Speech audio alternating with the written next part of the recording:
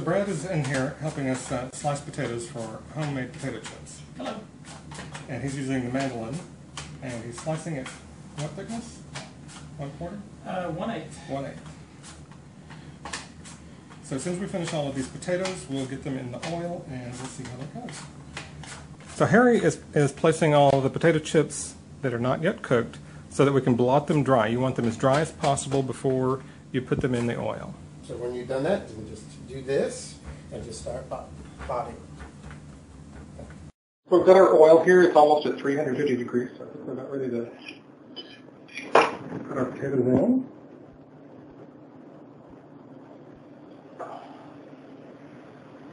Notice he's using an iron skillet. They do very well for something like this. And also, you want to pat these dry. We did that already. And we did that, but make sure they're good and dry before you drop them. And these super thin ones are going to cook super fast.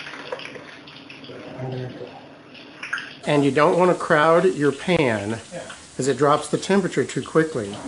So that's all he's going to do for the moment. As soon as I see any hint of golden, start throwing them out. You see I got some golden brown potatoes here.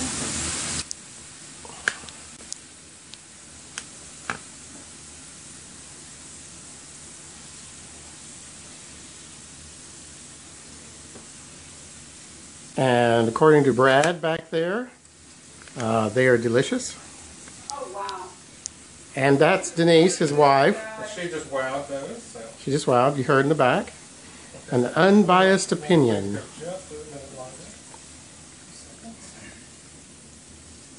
And you want to get salt on them as quickly as possible so the salt will stick. That's right. Brad's a cook in his own right. He's the primary cook at his house. There we go. And there you go. So let's just get a quick, hang on.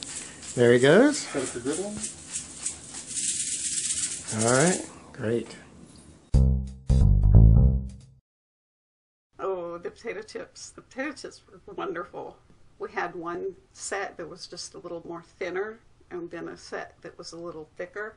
And I really enjoyed the texture of the thicker ones, but the thinner ones crisped a little bit better. I don't know. They were both good. So regarding the potato chips, we used russet potatoes, just normal russet potatoes. We had a big, about a 12-inch cast iron skillet, very deep, very well seasoned. We used peanut oil.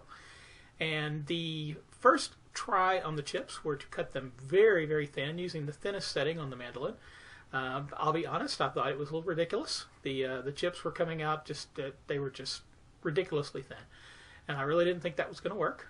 And so on the subsequent batches with later potatoes, we went a little bit thicker. And it turns out that the thinner ones won. They were more crispy and had they were definitely kind of like the Lay's consistency, where they were just very thin and crispy. And the other ones were a little thicker. We didn't perhaps get them cooked quite as well, all of them. So had some spots in them where they were a little mushy. But the ones that were crisp were very good. We applied salt from a salt grinder to them for seasoning. We didn't use anything else for seasoning, just the salt. And they were very delicious and easy to make, almost frighteningly easy to make, because I shouldn't be eating that many of those. But they were very delicious. Okay, the potato chips, it's more effort to slice those bad boys really thin on the mandolin, but it is so worth it, isn't it? It is so worth it. They turned out better than the thicker sliced chips.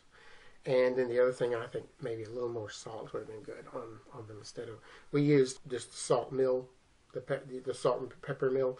We used the salt mill, but it really wasn't enough salt for me. But other than that, they were really good. So the super crispy, like them.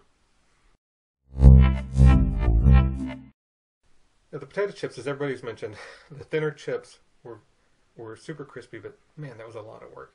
I think Brad spent more time mandolining the one potato so thin to get all those chips as he spent using the mandolin to do the other 4 potatoes.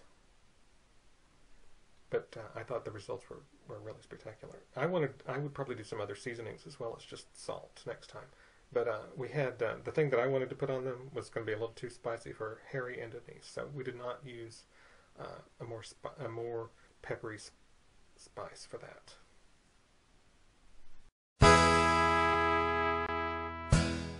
Okay, folks, so this is our mess-in place, right, Brad? Mess-in place. After our big meal, there's what's left of those chips.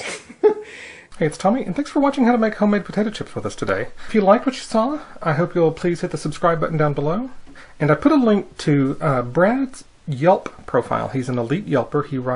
He's written like 500 Yelp reviews in the last 6 or 7 years. So he is really prolific with his Yelp restaurant reviews. So go check him out, and I will see y'all next week. Thanks.